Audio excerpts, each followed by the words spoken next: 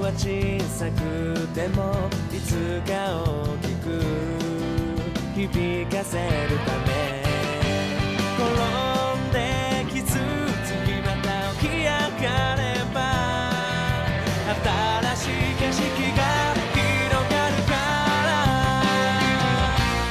スーパーマンになる方法なんて知らないだけどイメージだけはずっと完璧さレディゴー走り続けてレディゴーこのまま行けばきっとたどり着けそうじゃん夢のかけら掴み損ねたってがむしゃらにかき集めて雨の朝も風の夜も越えてゆくのさもっともっと遠くへ Hey guys, Samurai here. I'm back again with another video and I'm back off my break.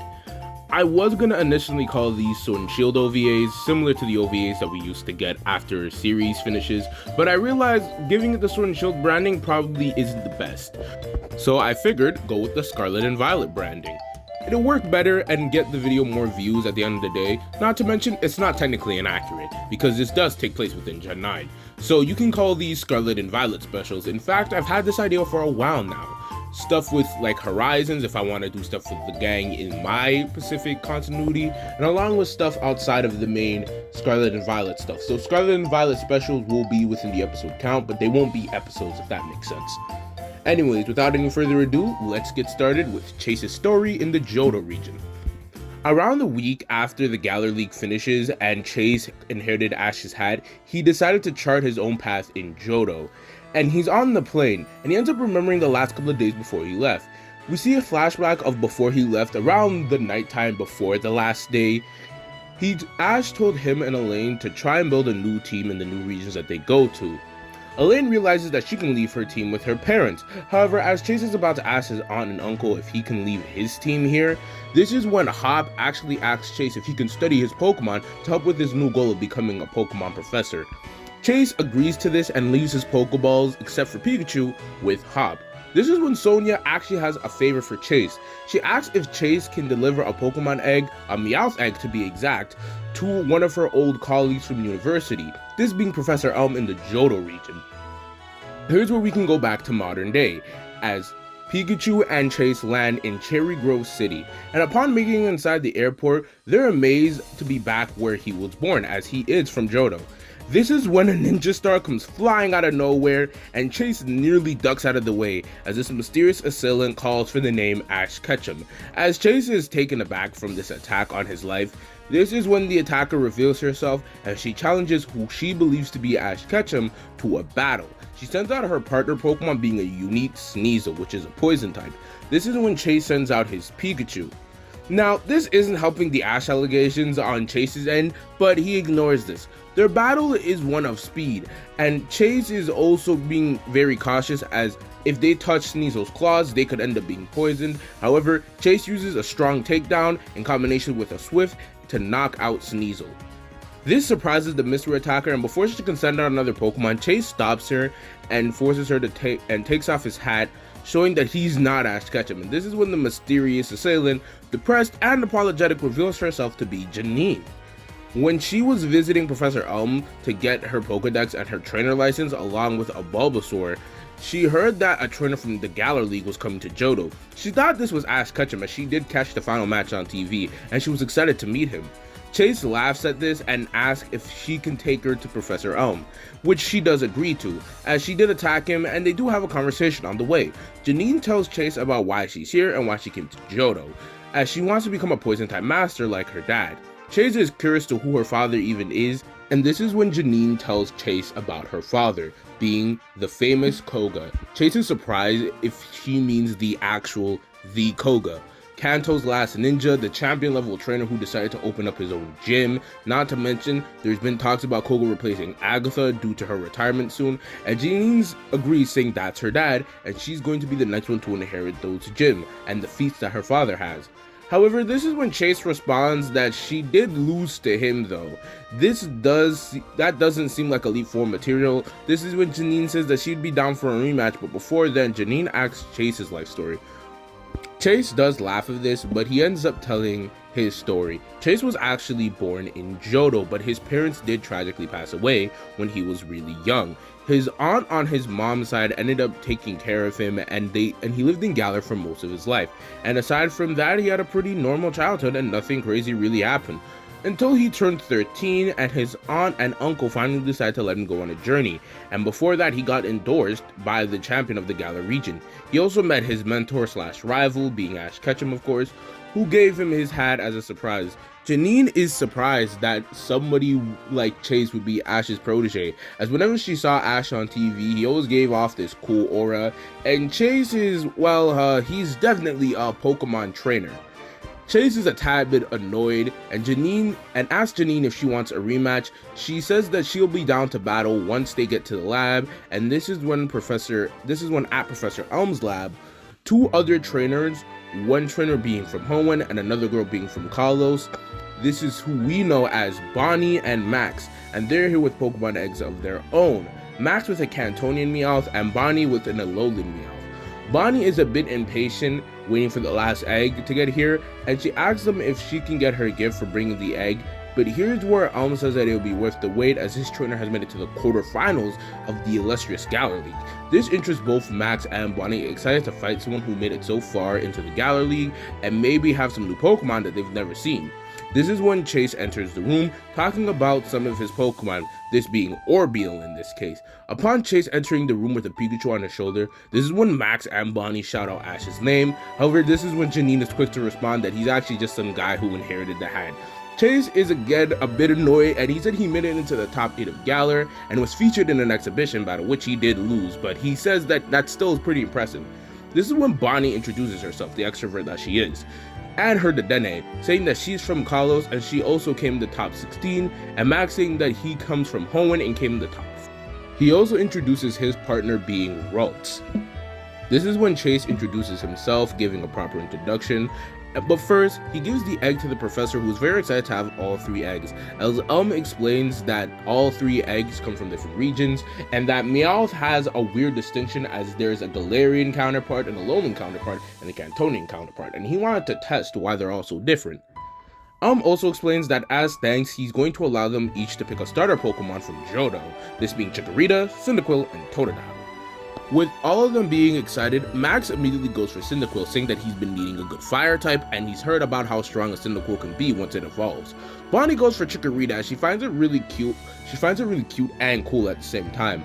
And Chase, as he's about to make a move for Totodile, this is when Team Rocket actually attacks here. But not Jesse, James, and Meowth, another member of Team Rocket. She's here for some of Elm's data, and her name is Domino. As the room fills with grunts, and as Chikorita and Cyndaquil get scared, as Max and Bonnie get ready to fight the other grunts, this is when Totodile stands up despite his inexperience and challenges Domino to a battle. Chase respects this and asks if they can team up. However, Totodile disagrees with this at first. Domino ends up sending out her Herdier, which actually makes pretty quick work of Totodile at first, being pushed back. This is when Chase decides to help Totodile and sends out his Pikachu. Totodile, seeing how well Pikachu and Chase work together to defeat Domino's first Pokemon, he ends up respecting them, and as she gets ready to send out her next Pokemon being Growlithe, Pikachu is exhausted at this point, and Totodile decides to team up with Chase finally. Chase uses the Rotom Dex to see Totodile's moves at a quick glance, and then the battle starts. Chase uses a barrage of scratches, and Growlithe uses a barrage of takedowns that do massive damage. This causes Totodile to struggle, and Chase tells Totodile to never give up until the end. This gives Bonnie some flashbacks of Ash in Chase, and now we can see Chase yelling for Totodile to use Water Pulse with Torrent boosting it, and it knocks out Growlithe. This is when Domino retreats, and Chase tells Elm that he and Totodile are now a team. And this is when, after all the confusion and chaos happens, this is when the group is wondering where they're going to stay for the night, as Elm offers that they can stay at his house. This is when at Elm's house, the group talk about their journeys. First is Janine. Janine just says that she had a pretty average childhood as she grew up in Fuchsia City around the ninja clan, and until she turned 11 is when her father introduced her to Professor Oak, and she got her starter but didn't get a Pokedex or a trainer license as she wanted to start in Johto. After that, she went back to Fuchsia City for a while, trained, and then her aunt actually suggested that she went to Johto at this point, saying that it would be a good time to go. This is when Bonnie is next, and she says that she just turned 12, and she grew up in Lumio City with an older brother being a gym leader. She did pretty well on her gym challenge, and she went as far as the top 16 in the college league, but she vowed to try really hard. She also chose Froakie because of how close she found Ash's Greninja, and this is when next up Max explains his journey, and how he spent a lot of time studying under his dad, and did extremely well in his gym challenge. He's a bit cocky, but he just made it to the semifinals of the whole league, but talks about his 2 starter Pokemon being Vigoroth and a Sceptile at this point. And he also got his Sceptile from his father's longtime friend, Professor Birch. This is when finally Chase tells his journey. He talks about how he got an endorsement from the champion Leon and had some mishaps during his gym challenge, but went as far as the top 8, and then he lost to Ash in the Galar League finals. But before they left Galar, Ash gave him his hat, wishing him good luck, and this only excites Bonnie knowing that Chase has actually battled Ash, and actually came close to beating him, technically, and asks for a battle, with him actually agreeing. She sends out her partner Dedenne, and Chase sends out Pikachu, and they have a really good battle, as this battle is a battle of relentless speed. However, Chase's aggression does put Bonnie on the back foot, but she's not one to give up, using moves like Takedown and Play Rough Clashing. But Pikachu ends up with a victory here, but Bonnie admits that she has fun. However, this is when Max speaks up, wanting to know what Ash saw in Chase for him to be his protege technically. So they agree to fight tomorrow at first thing in the morning, as it's getting pretty late. Before they all leave for their journey, a battle between Max and Chase actually occurs. Chase chooses to go with his new Sceptile, and Max chooses to go with his new Cyndaquil. This is when the battle begins, as Max starts out with the rollout and Totodile counters with the Water Pulse. This is when Chase tells Totodile to use Leer, and this does shock Cyndaquil enough to land a powerful crunch on Totodile's end. Max is able to hype up Cyndaquil enough to use Play Rough in combination with an Ember. This is when Chase gets overwhelmed and loses as Totodile is knocked out. This is when Max asks Chase if that's all he's got. This is when Chase responds with, "This one loss won't define his Johto journey." This is when Max finally understands what Ash saw in Chase at that point. They all end up going their separate ways, but Janine ends up traveling with Chase. This is when the Johto journey can truly begin for Chase, Bonnie, and Max, as all 3 of them now consider each other rivals. Throughout Chase's journey, he ends up battling with gym leaders and catching Pokemon like Zubat, Ponyta, and a Shroomish. Once they reach Olivine City, however, and after Chase's battle with Jasmine, this is when they run into Koga, who's here for a Johto x Kanto exhibition battle with Lance. But now that he's seen Janine, he's curious about her growth since last year. Chase is confused about what he means by this. When Koga talks about how Janine was supposed to take over the gym after proving she can make it to the Indigo League, but Chase is confused, saying that she wants to start in Johto. This is when Koga tells the actual truth. It turns out that Janine ended up doing decently well, but she couldn't beat Erica, and she ran out of time before it was time to enter into the Indigo League.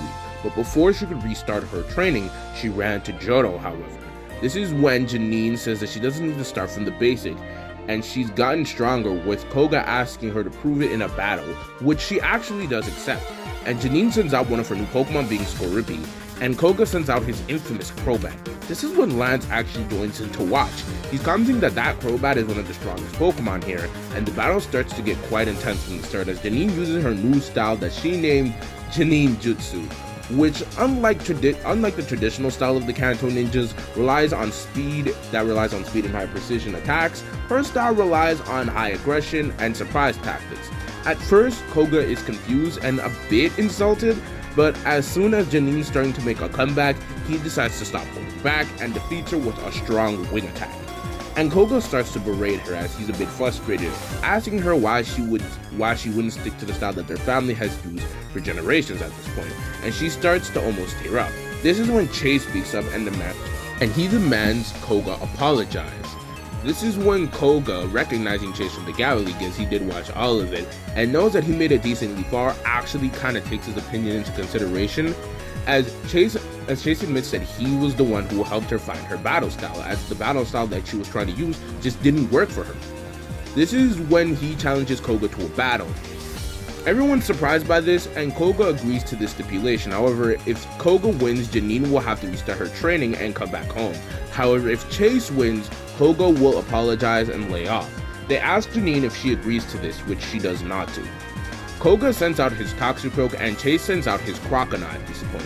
And Lance feels a familiar aura coming from Chase, but he brushes it off. This is when the battle begins between Chase and Koga, and it gets underway. During the battle, Koga is not relenting for a second, using X-Scissor and Cross Chop, dealing heavy amounts of damage to Croconaw, putting it on the back foot. But Chase is not one to let up, and using moves like Aqua Tail and Bite along with Ice Punch is able to push back a bit. But this is Koga, who, as I established before, was remarkably strong. And it ends up doing heavy bombardments amount of damage, and this is when it looks like Croconaw is about to give in, Chase calls out to it, and his aura, which was once dormant, surges out as Lance can sense it more clear and abundant than ever now. And all of a sudden, this is when Lance gets a call from one of the elders of Blackthorn City, saying that the dormant egg has started to move. While all of this is happening, Croconaw evolves into Feraligatr, and with a new move being Dragon Claw, knocks out Toxicroak, as Koga is amazed at the strength. From such a young kid, he grows a bit nostalgic seeing the way that Chase won in a battle with overwhelming strength, reminding him of when Ash fought him for his badge. This is when Janine is amazed that Chase could beat her dad, and she starts to see Chase in a whole new light. And this is when Lance asks Chase if after his battle with Koga, they can talk in private.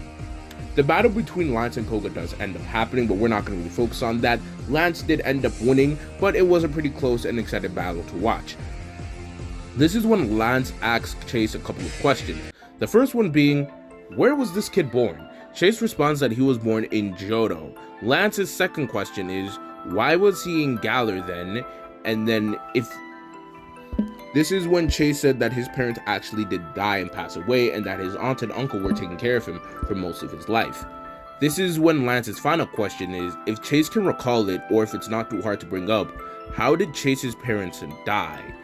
This is when Chase says that his parents worked in some sort of weird Pokemon reserve, but there was one fire one day and a super powerful Pokemon went wild, and his parents, who were caretakers of that Pokemon, passed away trying to stop it. Before help could arrive, they ended up passing away, and that's what his aunt and uncle told him. But since everything around that time of his life was a blur, he doesn't really remember it too well, and this is when Lance finally puts everything together. The caretakers of the Dragon Den passed away that day, the day that he wasn't there. This is when Lance, after putting everything together, realizes that the Dragonite that went on a rampage one day that there was a fire, ended up killing two caretakers at the Dragon's Den. This being Chase's father being named Hideki and his mom being named Sydney. They're both Pokemon breeders. In fact, when Lance was around 12, they gave him his Dratini. Lance gives his condolences and his apologies for this. However, Chase doesn't really mind, again, because that whole time of his life was a blur, so he doesn't really remember it too well. This is when Lance asks Chase if he can go to Blackthorn City in around a month for some training, and Chase actually agrees to this, saying that he's been needing some intense training from another person. This is when Chase has a goal to reach, saying that he needs to get to Blackthorn City in a month. So now we can go to Chase battling a couple of different trainers throughout his travels and going throughout the Johto region until he reaches Blackthorn City. One trainer in particular that he did battle was Karen of the Elite Four. Karen was really interested in Chase, as when Lance ended up going back to the Pokemon League, they were all really fast. He was really fascinated with the kid and was really excited. So Karen wanted to test his mettle. They ended up having a pretty decent battle with Breloom against one of her Pokemon being Umbreon. But Chase ends up losing this battle due to Karen being an Elite Four member, but she comments that she had a lot of fun battling Chase and would love to do it again sometime. This is when they go through the Ice's Path as another important event, as they end up running into a trainer named Yusin who's on the hunt for Suicune, trying to understand it. And he ends up hearing that Suicune's in this cave. As they try to catch a peek at Suicune ends up thinking that they're actual poachers. and Suicune ends up attacking them. However, as Suicune's about to get a direct attack on Chase, this is when Chase's Ponyta, running at rapid speeds, evolves into Rapidash, and ends up landing a decently strong attack that gets Suicune to understand how wrong it was, and it leaves after this. Chase has now made it to Blackthorn City. This is when Lance welcomes him to Blackthorn City, saying that this is the city that he would have grown up in if his parents hadn't died, and he ends up taking him and Janine to the Dragon's Den. As they enter into the Dragon's Den, some suspicious characters end up following behind their trail, but not trying to get them noticed. They end up going very discreetly. As Chase, Janine, and Lance entered into the Dragon's Den, into the kind of Dragon's Den land that you saw in the anime, you know what I mean. This is when Claire, who's actually training there with her Kingdra and her Dragonite, ends up being kind of mad at Lance, saying that why would he do this, knowing that the last time outsiders got let in without permission, they ended up burning a part of it. And this is when Lance responds that Chase kind of does have a right to be here.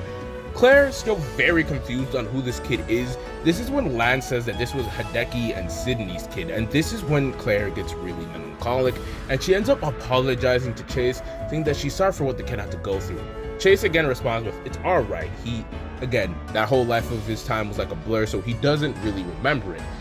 But he says that he's here to do some serious training, but this is when Lance says before that they have to take him to the Elder of Blackthorn City. This is when they finally meet the Elder is holding an egg, saying that he's been expecting Chase for a while now, ever since Lance told him about him, saying that the egg finally moved when Chase finally unleashed some of his aura, radiating the same kind of wavelength of energy that the egg was producing. This is when, as Chase is about to reach out for the egg, thinking that it's going to hatch as he touches it, this is when the Team Rocket members attack, this being Attila and Hun from the Legend of Thunder special. They're here to catch some rare Dragon-type Pokemon. However, this does involve some chaos ensuing.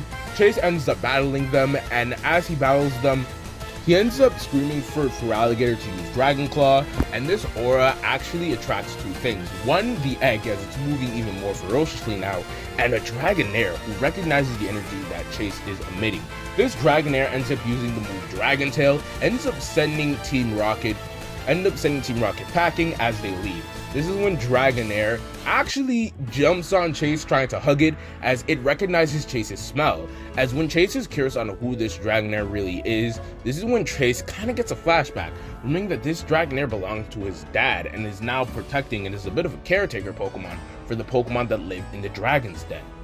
He ends up kind of getting really nostalgic and ends up hugging Dragonite back. This is when the egg finally wiggles a bit more and Chase finally goes out to touch it. The egg finally hatches into a Dino, a pretty rare Pokemon in Johto, as it's a Unova-based Pokemon, and Lance didn't even know that Dino could hatch here, as this is when the Elder says that anything is really possible.